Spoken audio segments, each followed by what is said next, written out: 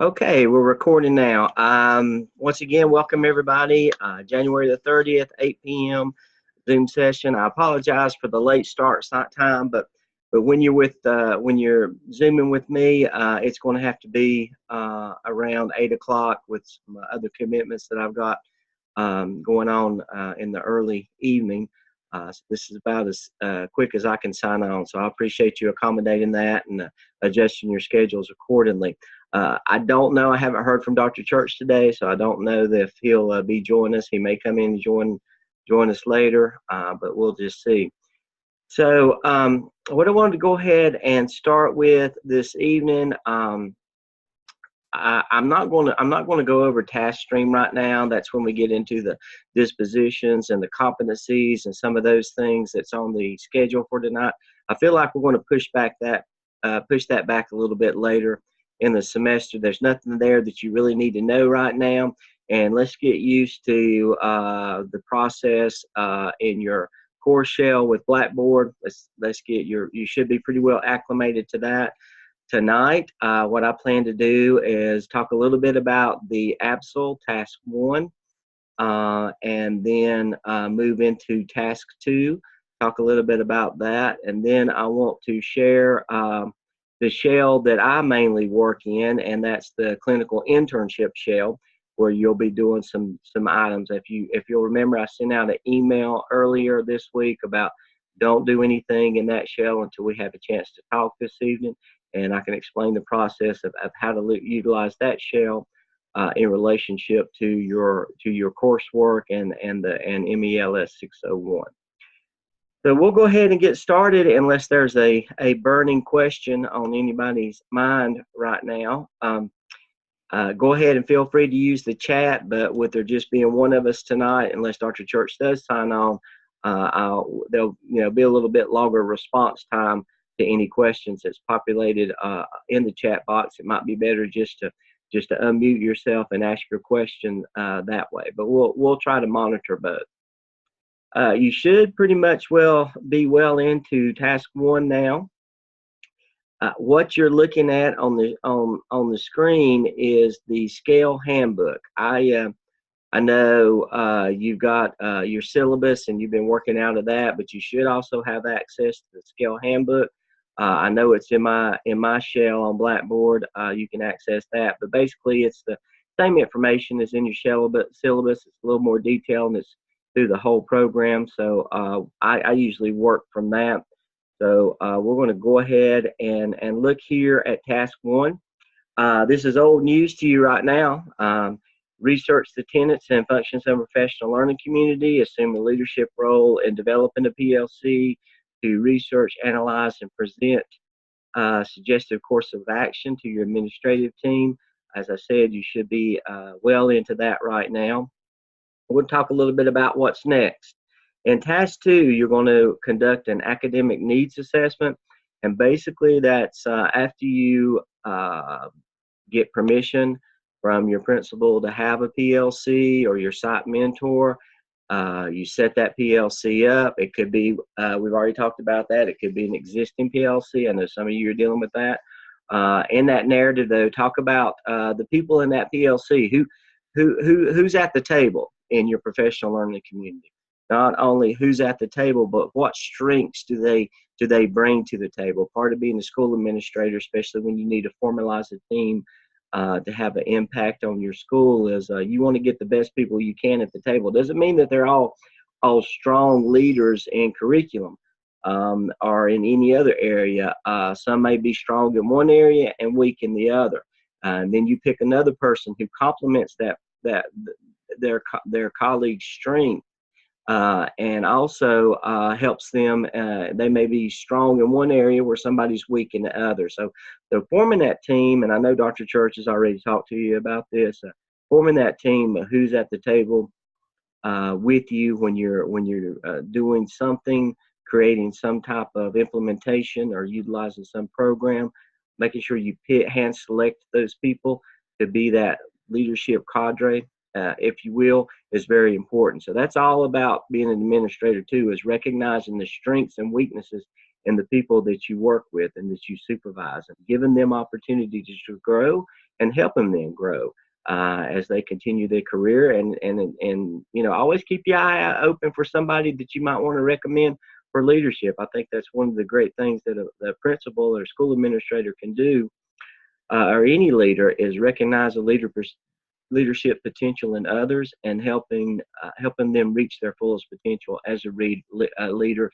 and continually moving forward with that. That's one of the things that I really enjoyed when I was a principal, as recognizing leadership in some people that I worked with, and encouraging them, say, hey, you know, you need to be an assistant principal. Hey, you need to be a school administrator. You need to think about moving on into some wider area of influence, because you've got some really good potential, got some good gifts that you can share that'll have a positive impact on our system, our district. So that's part of picking out a leader, a professional leader, professional learning community, as well as getting the right people to the table. So you got your PLC, you got that group, you've already met, you've talked about what you wanted to do with the professional learning community. You followed some of those key steps in creating and sustaining a PLC, one of which would be creating norms and protocols for your group, and kind of outline what you plan to address as this professional learning community moves forward. So you're already there. Now what's next? Well, that brings us to task 2, and I'm actually as we're scrolling our way down to task 2, I'm not going to stop here. There's a whole lot of description, some of the evidences you can use, some instruction on how to do the narrative, some materials and resources, and some of the prompts that you'll write your narrative from is all there. That should be in your syllabus. If it's not, you can access it in your scale handbook, as I said. But let's scroll on down, which is what I usually work off of, is the rubric. And you've seen that. This is familiar to you as well. I don't know if you can see this purple mark here. I have no idea how it got there, and I'm not going to take the time to erase it. So if you guys can just bear with that little mark there. If you can't see it, then don't worry about it. It's just on my laptop. Anyway, in task 1, this is what I look at when I'm looking at your narrative and I'm giving you feedback. I look from here. I base everything that you do in your narrative off of the rubric, and this is what I give you feedback from. So as you finalize that narrative, that task, and you have that narrative written to where you think it's in good shape, it's always good to go back. It's always good to go at the very beginning. But also, certainly, as you get ready to share your draft with others, go back and do a double check on the rubric and make sure that you've got the things that need to be in there, at least at the proficient column. I know you are overachievers, or you wouldn't be in this program. You're probably wanting to shoot for the accomplished column as well. So make sure you just kind of correlate what's in that rubric with what you've written in your narrative, make sure that you're in good shape. But let's move on down to task 2. Task 2 is basically a comprehensive needs assessment, which is something very important to learn, especially if you're a Title I principal receiving federal funds. You'll be required to conduct a comprehensive needs assessment every year in relation to receiving your Title I allocation. Some of you may be in a Title I school. You may already be on the leadership team at a Title I school, so this should not be unfamiliar to you. You might not, principal might not come into the meeting and say, okay, we're doing our comprehensive needs assessment and title it that, but basically it's just, let's look at our data. Let's look at our data. Let's see how we're doing. What does it tell us? Let's drill down to the individual student, bring that back up to the classroom, to the grade level, or the department if you're in a high school, and what gaps are we seeing that we need to address. So you collect your data. You describe, it's test scores, could be, I don't know if any of you are using some programs like iReady, Reading 3D, illustrative mathematics, but it's more than just your EOC and EOG and EOC data. It's any data that you're collecting at the school level that tells you where are our students in their growth and achievement. And as you do that, you want to describe how you collected that data, how you pulled it together, how you put it into a visual form for your professional learning community.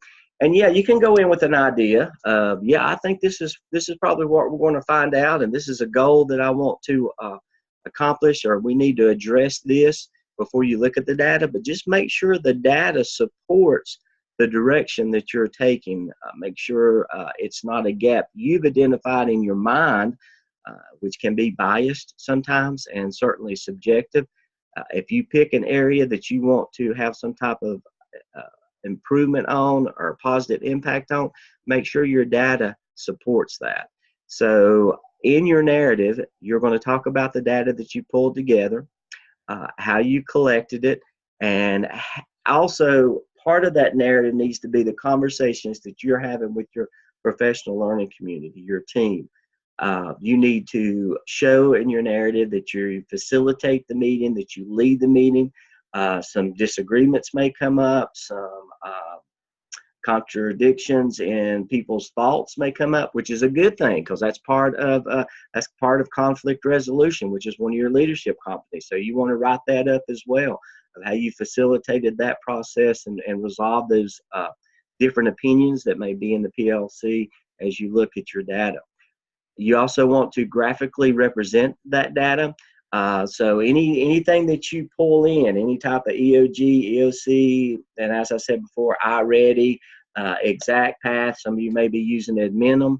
Any type of NC check-ins, benchmark tests, any type of formative assessments that you do throughout the year. If you're utilizing that, represent that graphically. Chart, graph, pie chart. However you choose to do it is up to you, but make sure that you talk about how you collect the data, talk about the conversations that surrounded the data, but you also include the graphic representation of that data. And then once again, and I'm looking at the proficient model. Usually the accomplished is same thing it is in your North Carolina teacher evaluation. It's everything that proficient is, but if you want to get accomplished, then you share it with others. Then you broaden your spectrum of influence with that whatever you've accumulated and accomplished in the proficient column. Same thing here. It's not really any different. But the last little section here is you're going to provide evidence that you effectively led a collaborative PLC meeting where the data was analyzed, discussed, and the conclusions were made. And so in task 2, you're going to show, as I said before, your leadership and how you lead and facilitate is what we're looking for. That's what I'm looking for. Sometimes people will just write it and it's almost like a report. Step 1, step 2, step 3, step 4. Really good information, but they left out their highlighting their leadership. I know a lot of people, it's hard for you to brag on yourself or talk about what you've done, but you need to here because that's what we're looking for. Gardner-Webb's looking for to give you your diploma, and certainly what DPI, North Carolina Department of Public Instruction, is looking for to give you your licensures.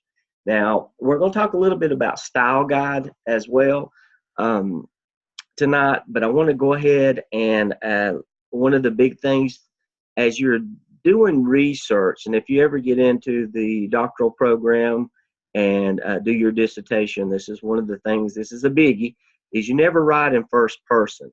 Never said, I did this, I did that, I held the meeting, I contacted the principal, I did this. It needs to be written in third person. So anything that you do, usually the traditional way of putting it is the candidate. The candidate contacted the principal, got permission for a PLC. The candidate held their first PLC meeting. During that first PLC meeting, the candidate presented the different types of data as illustrated below. And facilitated the meeting or whatever, but refer to yourself in third person. That's just a good, it just kind of takes the appearance of bias out of your writing. It's professionally written, and that's what our expectations are here at Gardner-Webb, is that these narratives are professionally written. And if you look at any type of research report or dissertation, you'll never see anyone referring to themselves in the first person. It's always written in the third person. Another thing is, don't forget your APA rules on presenting figures or charts or graphs or tables. Now, there's a specific way to do that in your narrative. You refer to the information. You introduce the figure or the table, and then the figure and the table is right below. And in doing that, if you show a chart or a graph or a table, you want to, as I said before, you want to introduce it, but you want to highlight what's contained in that graphic. You want to let the reader know what they need to zero in on and focus. Just a short summary of what the reader will see or should be able to pick up on as they refer to that figure or table in your narrative. So that's just a few things. All that's APA guided, and you can certainly refer to your APA guide that Gardner-Webb's provided in writing that narrative.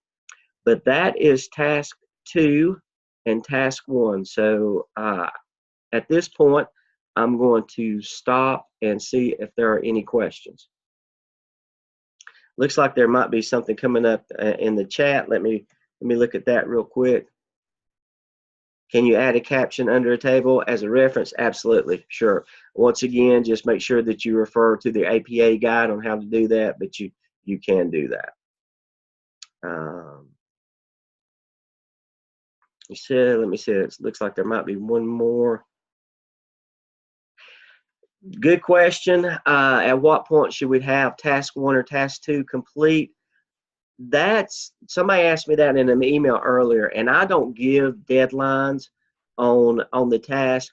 Get your guidance from Dr. Church on that, because he's monitoring and supervising that peer review process and taking you through the course, and so he's presenting to you the theoretical knowledge that you need to accomplish these tasks, and the tasks are designed to take that theoretical knowledge and give you practical experience. So I more or less let him guide of when it should be done. So follow Dr. Church's lead on that. Certainly by the end of the semester, you'll need to have everything done. If I have a question or I think that you might be in trouble of getting finished this semester, I'll contact Dr. Church and we'll contact you about that. But just follow Dr. Church's lead on that as far as when that should be accomplished. I'm going to go by the schedule as to when we introduce each task and when I talk about each task, because that's kind of how Dr. Church and I laid it out. But I may be a little premature in addressing some of the tasks. You might not have got to that point yet, and that's fine. That's why we record these seminars or webinars or Zoom sessions, whatever they're called. That's why we record them, that you can refer to them later. One of the things I always tell my students when we're doing a Zoom session is make notation of the time that the Zoom session starts. And if you hear something that's really important, something that you might want to refer to later, then just make a note, like now, 8:18. So you'll know to find that in the recording later, so you won't have to watch the whole thing to find one specific point. Okay, let me pull up the chat here. Task 2 is an extension. Yes, Task 2 is an extension of the PLC that you created. And no problem. We're coming in at different times. That's okay. But Task 1, you create the PLC. Task 2, now you use that team to begin looking at data and doing a needs assessment and looking for gaps in achievement that you want to address. Okay, as far as uploading to Blackboard Shell, I'm going to get into that here in just a minute and tell you what to do. If you've done your peer review and Dr. Church says, hey, you're good to go ahead and send it to Dr. Bullis, then I'm going to let you know what do you do at that point. That's one of the things we're going to be reviewing tonight. Okay, question on peer reviews. Okay, I don't collect any of the peer review form or documents. Dr. Church does that, so just ask him that question as far as what you turn in and who you turn in to him. You don't have to turn in any of your peer review documentation to me. Only thing you turn in to me is the draft of your task. Great questions. This is a good group. Yes, I am going to go over the process of submitting tasks here in just a minute. Yeah, don't worry about TaskStream right now. There's nothing that you need to do in TaskStream until towards the end of the semester, and so I'll go in that at that time. If I go ahead and go into TaskStream now that's just going to put more on your plate that you're going to have to keep up with. And right now, that you know, if any of you are in the military, it's a need to know basis. And right now, you don't need to know. I don't mean for that to sound critical or, you know, or presumptuous by any means, but I'm not going to load something on your plate that, you know, you don't need right now. Let's pull that tool out of the toolbox when we're ready for it. And I'll go over that in plenty of time for you to utilize TaskStream. We need to get through the internship shell process first before we look at TaskStream. So no TaskStream right now. Yeah, don't, if you've looked at TaskStream, if you're a clinical coach one, they may have come out with you and showed you TaskStream and maybe even talked to you about creating what's called a competency folio. Just log that, put it in your memory banks for a few weeks down the road. Don't worry about it right now. Trust me, I will go over it and go over it again and go over it again and go over it with you individually if you need me to make sure we got that process. Trust me, your guys are going to do great. You're going to be fine. And I am here to help you and will help you any way I can to make sure you're successful. And some of the things by holding that back TaskStream from you right now just relieves some stress and tension on you at this point in time. There's plenty of time to go over that in the future. You don't need it now. You couldn't submit anything to TaskStream right now anyway, if you wanted to. So don't worry about it. Good questions. Great questions. So let's talk about the clinical internship shell. What I'm going to do at this point is I'm going to get off of the scale handbook and I'm going to get into Blackboard. So let me minimize this.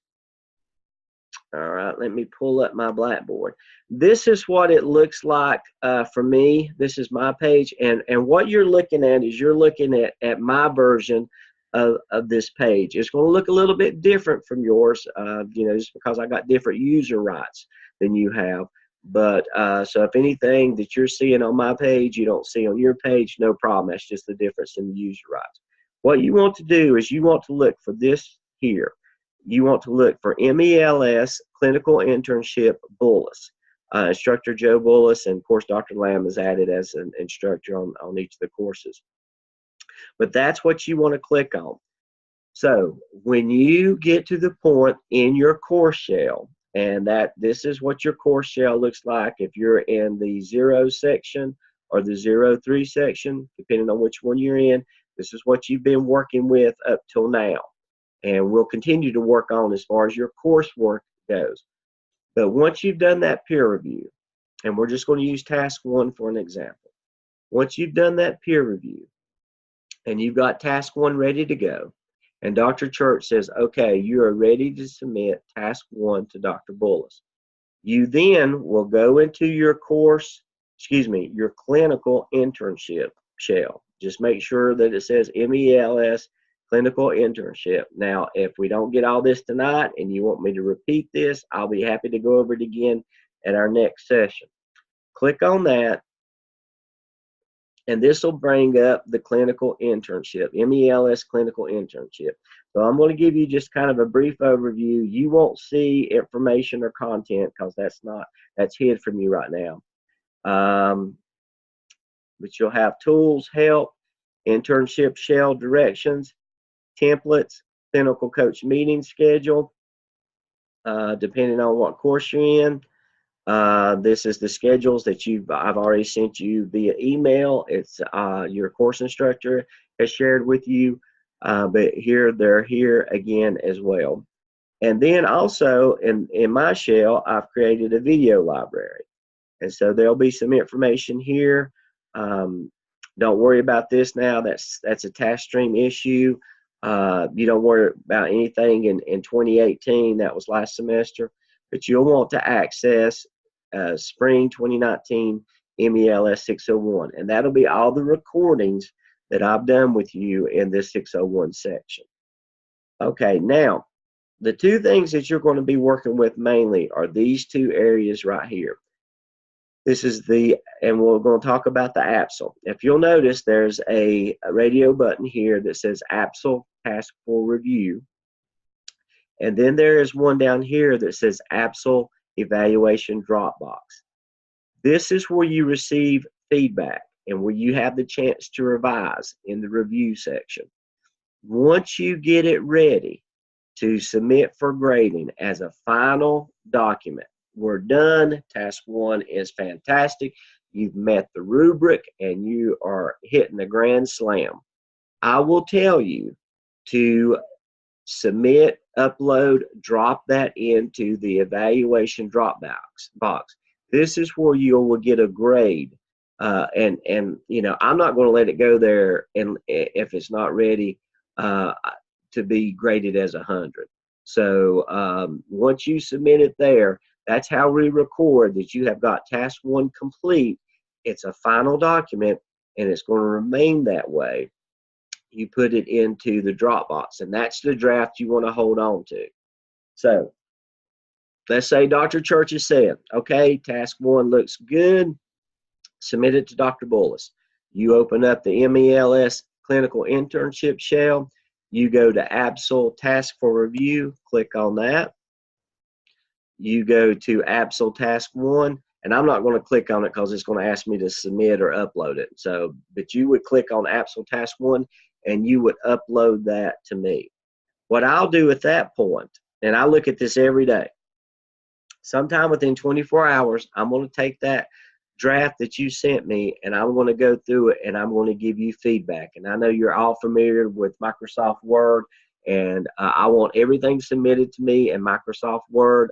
Please do not submit in PDF or any Lotus or any other type of word processing program. It needs to be Microsoft Word, because what I'll do in Microsoft Word, as you know, up at the top in the banner, you can hit review and you can add comments to each section in the paper. That's where I'll leave my feedback. Let me see, I've got this document. We're going to go over here in a little bit, but as you can see, pulled up, we'll go over this in a minute. We go to review, go comment. I'll click on a place that I want to leave a comment, and then I'll type the comment right here. So when it comes back to you, all my comments are going to be here in the margin for you to review at each section that I left you feedback. Okay, let me minimize this.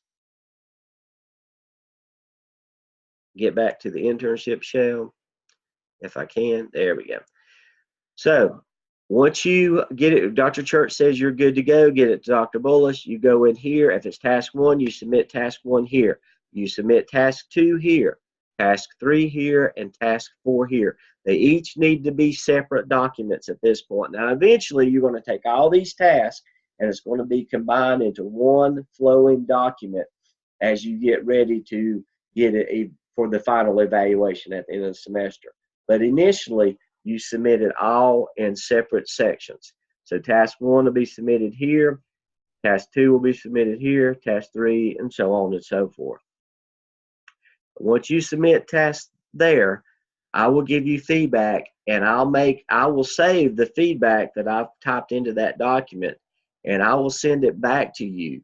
You pull it up, you look at my comments, my suggestions, and my comments are not just comments for improvement. If I read something, I think, man, you are right on it, or boy, this is great, then I'm going to let you know. I'm going to let you know, I'm going to give you some good feedback. More than just that a boy or looking good. I'm going to give you some specific feedback in relationship to the rubric. So not every comment, if you go through there and you see like the 50 comments, they're not all for improvement. A lot of them is just letting you know that was a really good idea. That was, you really addressed the rubric here. Sometimes I may make suggestions. And if it's a suggestion, doesn't mean that you have to do my suggestion. I might just kind of be giving you some feedback to kind of let you, have you ever thought about this? Or I would suggest that you maybe look at it this way. And that way we want to get this narrative in great shape to where you send it off for evaluation, it's scored a 3 or 4, and you're done.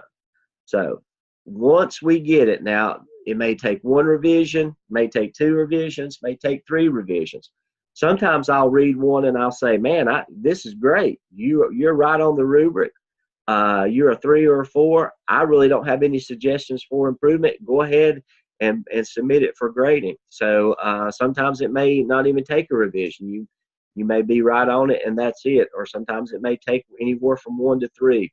But I'm not going to tell you to drop it into this section here, the drop box, until it's ready, until it's 100. So I will let you know. I will say, okay, go ahead and submit to the Dropbox when you get to that point. So you don't drop anything in this section here. And I'm going to click on it and pull it up. It says basically the same thing as the review did. It's just for grading. Once you submit it here, I have to grade it. It gets put into my grade book and it requests a grade. So if you submit here prematurely, then I'm going to give you a 0. That's okay. Once we do follow the proper process and it's reviewed and revised and you're good on your final draft, you can resubmit it and I'll revise the grade. So it's not something that is going to punish you or set you back. It can always be revised, but I have to put something in. Once you drop it in there, the program wants me to give a grade. I'm not going to give it 100 if it's not ready to be 100. All right, so I'm going to pause for just a second. Remember, let's review real quick. You've got 2 sections in my internship shell. All this stuff you can look through at your leisure, but 2 sections you really need to pay attention to: the review section, the review section, and the Dropbox section. The review section is to get revision, to get feedback, and make revisions. Once we get it ready from there, I will let you know when you can drop it into this for a grade. So I'm going to pull this back up. And then I'm going to pause for a second and look and see what kind of questions I have.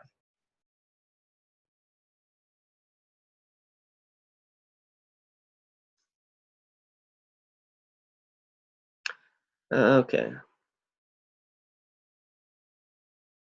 Okay, so great question. Great question. So we just need to focus on task 1, getting that reviewed, and then we get the okay start on task 2. Great question. Once you get task 1 ready and you submit it to me, don't wait. Go ahead and be working on your task 2 as well. I would let one flow right into other. You can go ahead and just because as far as the action you put in, having your PLC meetings, setting the agenda, you can go ahead and do that because I don't want anything to slow you down through this process. But so keep moving forward with your activities. And make rough draft, make notes of everything. So when you get ready to write the narrative, you'll have it all there. But if you stop, submit to task 1, wait for me you're going to lose momentum. So continue to go on with your activities, but you don't feel like you have to get an okay for me and graded task 1 before you can move into task 2. Let's go ahead and keep the momentum and keep moving forward.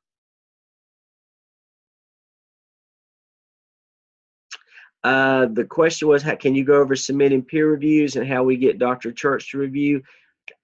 I'm not sure what Dr. Church, every professor does those a little bit different. My understanding is once I think he set you up in your peer review groups. You need to meet with your peer review group. You need to review each other's document at that point in time, get the feedback, make revisions based on that, fill out. I think there's a peer review form that you need to fill out. Then once you have that ready, I would send an email to Dr. Church. If you're ready for that right now, I would send an email out to him and ask him how he wants that, because different professors do it a different way, and I wouldn't presume to give you direction on that because it might contradict what the process that he set up for his class. Okay, let's see.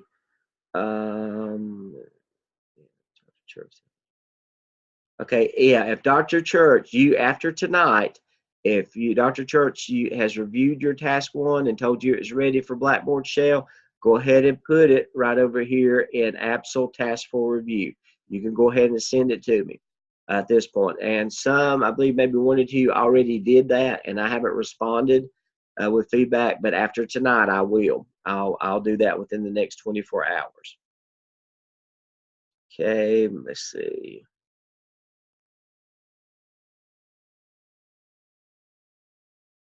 I'm looking through the chat here. Okay. All right. So let's move forward. Wait a minute. Looked like there might have been one question that I missed. Hold on just a second. Okay. No, I'm good. All right. And if I did miss anything, feel free to draw attention to it later.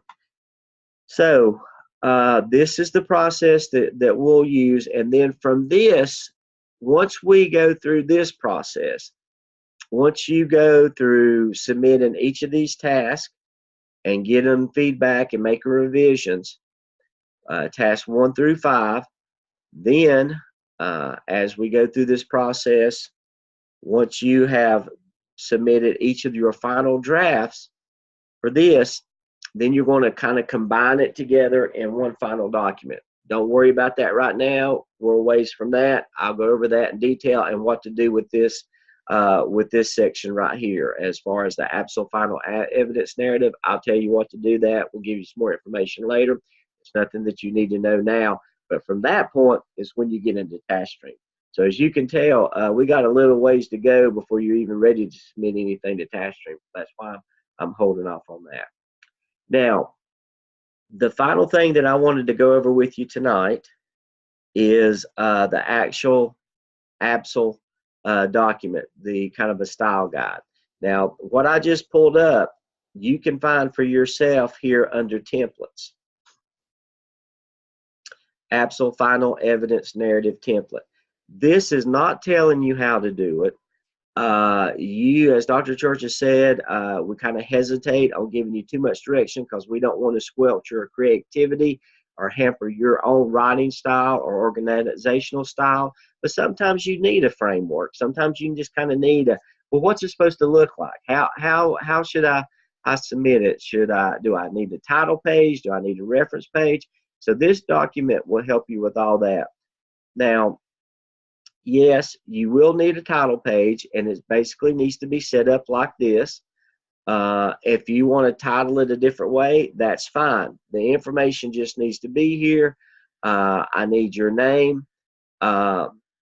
Purpose, you really don't need to worry about the purpose. You can include that in your paper if you want to, if it helps you kind of keep organized and keep on track, that's fine. And then there's some suggestions or reminders that you can use as you go through this. But basically, I'm just sharing this with you because I wanted you to look and see there is a title page. You do need to, as we told you before, you do need to do a school profile.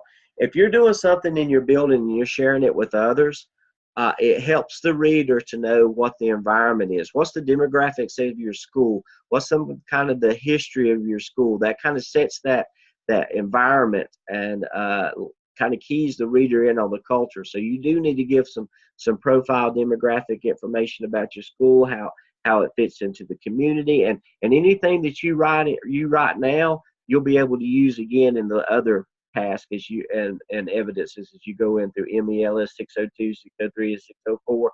So you can add to it, take away from it, but doing that school profile as part of your narrative is very important and will help you later on as well. There's some instructions here, talks about the prompt, gives you some reminders about your PLC research, what you should do in task 2, some instructions, kind of some of your subheadings that you should go under. They don't have to be like this. You can name them whatever you want. It just needs to be a good professional document and how it flows. And keep in mind, this is a whole document, so it also goes on into task 3. So don't worry about that right now. But basically, is you'll need a title page, subheadings that organizes your paper, and there's some graphics that you could refer to later on. There's nothing for you to worry about right now. And then make sure that you have a reference page at the end of any research or literature that you cited. make sure that you include that reference page at the end. Okay, so this is just kind of a style guide. As I said, it's very open to interpretation. It just needs to be professionally written and professionally presented in APA style. Let me go here and see what I've got on the chat box. Okay. Okay, question is, for task 2, is it okay if we have more qualitative data outlined in tables and our PLC minutes versus quantitative data? It's a good question. I'm doing a vertical alignment math team for our high school where we are creating alignment documents based on the North Carolina Standard Course of Study and adding in extra things that need to be taught to fill in the gaps. Also, we are creating a requirement. Yeah, that looks good. Yeah, it doesn't, there's no rule, there's no set rule on qualitative versus quantitative. If it's something that you've looked at and data that you pulled in that highlights a need or a gap in your school, and you can justify that in your narrative, then that's fine. Now, as far as your products, your artifacts, your PLC agenda, your copy of your PLC minutes, you can include those in your narrative if you want to. You can put them actually as an appendix at the end. You can refer to them in your narrative and then stick them in as an appendix later. That's fine. I like to see that. If it's not there, it's not a deal breaker for me. I like to see that. I like to read what you've done, what you said you're done, and then I like to scroll on down to the appendix and see those products that were produced by that action.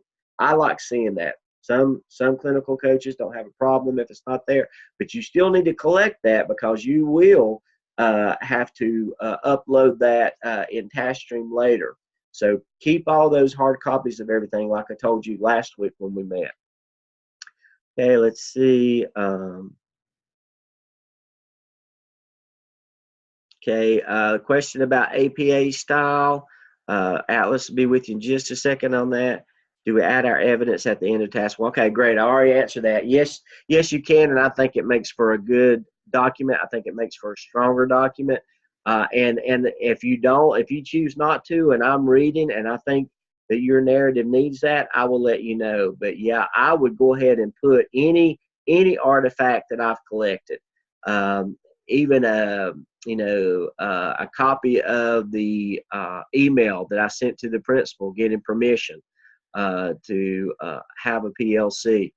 I would talk about that in my narrative. Then right after that sentence, I would say, see Appendix 1. Then I'd make an appendix section at the end of my references after my reference page, and I put that in there. I just think that makes for a strong document. I think that doesn't leave any question as to what you've done or how you've done it, and may save you some time later on down the road, especially when it's being evaluated, if your evaluator wants to see that as well. So I would do it. I would do it. If you don't do it, may not be a problem. If I think your document needs it, I'll let you know. But yes, I would do it. Yeah, if you want to add it throughout, that's fine. I think maybe you have a little bit of narrative and then you have a figure. Have a little bit of narrative, then you have a table. Have a little bit of narrative, then you have a copy of an artifact or a graphic. Kind of breaks the flow of the content up. But I'm not telling you not to do that. If you write it and put it in there and it flows and the content, I can follow the content, that's fine. No problem. It is okay to do that. It is okay to do that. Atlas, you said you had a question about APA. Do you want to just unmute and ask your question? Yeah, can you hear me? Absolutely. Thank you. Great. Hey, everybody. 2 questions, actually. For the APA style, we had a workshop at the beginning of the year. We always do. We have to go to classroom to classroom right before school starts in August, and we talked about PLCs and what PLCs were and stuff like that. It was just for like the whole entire school. So I have that information that I can put in my paper, but how do I word that as an APA? I mean, how would I reference that as an APA? Yeah, if it was just a verbal conversation, I know APA has a reference that states, this was verbally communicated in an interview. That's being a little bit tight for the nature of what we're doing here. If you were doing a dissertation, then I would say, yeah, we need to document that and reference and cite that as a personal communication between you and an audience, or you and the select group. But for this here, for this narrative, it's not a dissertation. It's not going to be published. It's not going to be reviewed in that, within that context. So you can just write it up in your narrative. You just talk about, just kind of like what you just said at the beginning of the year. The candidate traveled from classroom to classroom, reviewing what a professional learning community is, and just write that up as just tell the story. Do I need to get a copy of maybe that first page of the PowerPoint, put it in as a artifact? I think that would be a great idea. I think that would be absolutely a great idea. Yeah, and that's a good question, or good comment that I want to follow up on, is if you do have a presentation slide, like you were presenting to your professional learning community, you created a PowerPoint. Don't put the whole PowerPoint in. That's fine. Okay. That's going to make for a long document, and scrolling through that. You can actually just do a notes kind of a pull up the notes part of that, do a snippet tool and snippet, include it that way. That'll be fine. Okay. I had a second question. Whenever we do our references, if you said we could do that like in an appendix, can we use endnotes and footnotes? Yes, you can do that. As long as it's APA approved, you can do that as well. That's fine. Okay. Yeah, I've seen candidates do it both ways and come through flying colors, no questions asked. Okay. Great. Thank you. Yeah, oh, you're very welcome. Well, guys, we're gone about 47 minutes here. Had a lot to go over tonight, and I want to make sure you have the process. I don't want to cut you off, though, but at some point we get that deer in the headlight glazed look, and it's time to just set it aside for tonight. Are there any other questions? I'll check the chat. Any other questions, or anybody else need anything from me at this point in time? If not, I'm gonna cut it off and sign off for the night.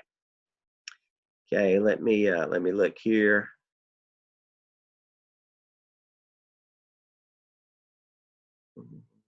Okay, great.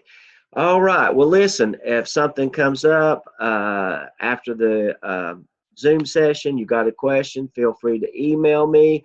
As always, we do these weekly sessions and get together. But now, if you feel like you need an individual Zoom, I do have what's called office hours, and I can set up an individual Zoom, or if your peer review group, or as a small group you want to get together with me as a separate Zoom just for something specific, that's fine too.